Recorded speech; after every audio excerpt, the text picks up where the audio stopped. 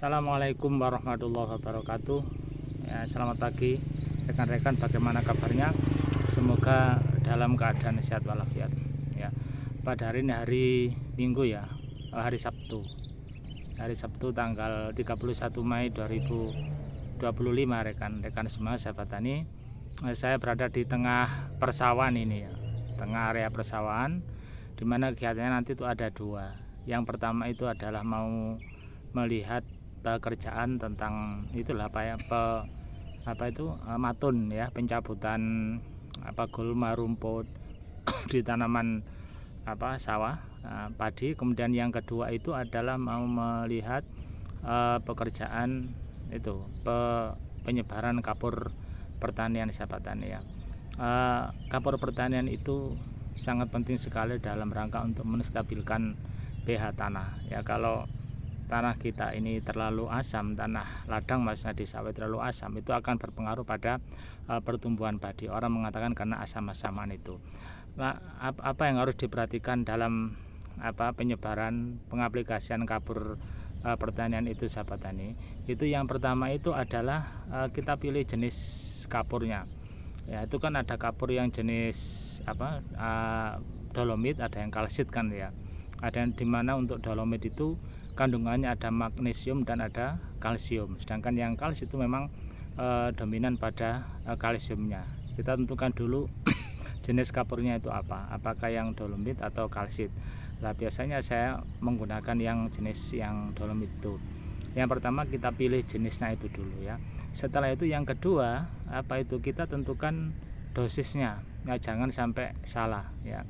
Karena apa? Karena sering saya menyampaikan di YouTube saya, akibat dari keteledoran kita ya, tidak tepat dalam waktu, jenis ya, kemudian pengaplikasiannya dan dosisnya itu malah berakibat parah ya. Misalnya kalau kita mau mengaplikasikan jenis pestisida gitu ya, karena tidak memperhatikan dosisnya, maka yang terjadi malah menimbulkan musuh alami dari suatu hama, itu akan mati, sehingga hama yang sebelumnya merupakan hama sekunder itu menjadi hama yang mengganggu, yang menyerang tanaman padi kita. Jadi dosisnya itu penting sekali. Nah, yang pertama tadi kan memilih jenis kapurnya, yang kedua itu baru dosisnya ya. Kemudian yang ketiga itu adalah waktu aplikasi yang harus tepat ya. Waktu aplikasi yang harus tepat, jangan sampai salah ya.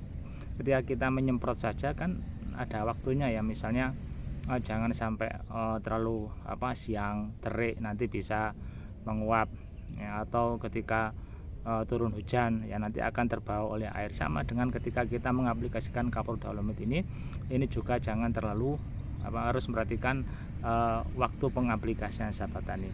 Kemudian yang berikutnya adalah tentang metode ya, metode pengaplikasiannya ini juga harus menggunakan metode yang tepat ya, jangan sampai salah dalam mengaplikasikan atau metode-metode yang kurang tepat.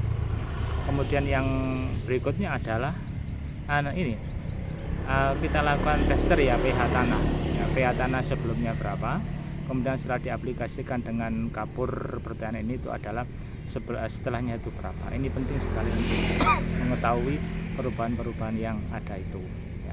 Karena salah satu penyebab dari daun padi yang berwarna mungkin kecoklatan itu ya, itu salah satunya itu adalah, di samping mungkin banyak penyebabnya misalnya kurangan oksigen dan sebagainya, itu adalah mungkin tanah terlalu asam. Yang penting kita untuk melihat kalau tanah terlalu asam, berarti cara yang kita lakukan adalah dengan cara menyebabkan atau dengan menggunakan kapur pertanian.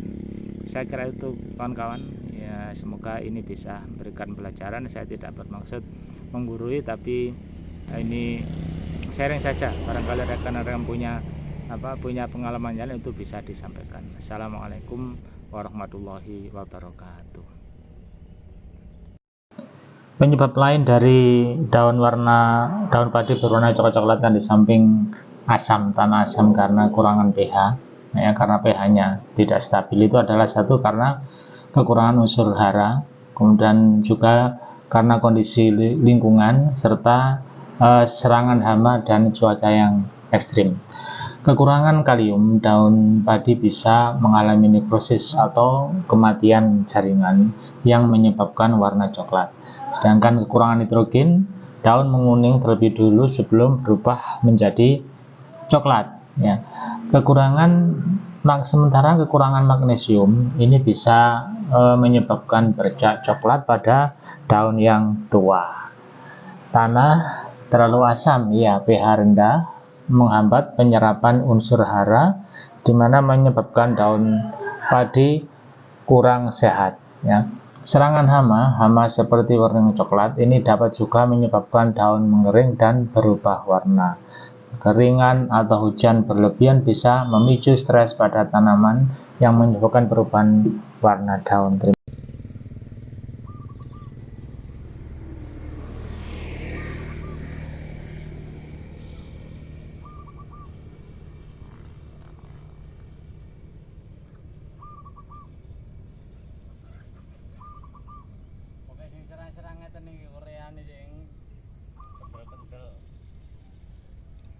Ngoten nggih.